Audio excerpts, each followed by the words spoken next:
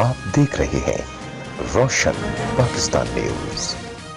وزیر تعلیم مومنہ سندھ سعید غنی کا سندھ کے پہلے drive through corona virus test مرکز کا دورہ۔ اس موقع پر صوبائی وزیر نے اس سینٹر کے ذریعے کیے جانے والے ٹیسٹ کے حوالے سے معلومات حاصل کی۔ ہم چاہتے ہیں کہ عوام کو زیادہ سے زیادہ ٹیسٹ کی سہولیات فراہم کی جائیں۔ اس مرکز کے ذریعے عوام پہلے سے یہاں پر اپنا نام اندراج کروا کر مفت کورونا وائرس ٹیسٹ کروا سکتے ہیں۔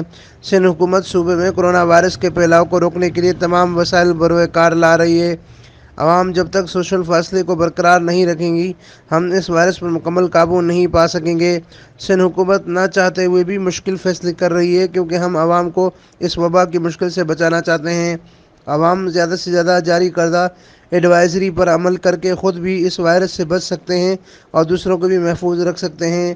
مذکورہ ڈرائیو تھرو سینٹر میں ایک وقت میں 4 افراد کی ٹیسٹ سہولت فراہم کی جا رہی ہے۔ امین فاروقی، روشن پاکستان نیوز، سندھ۔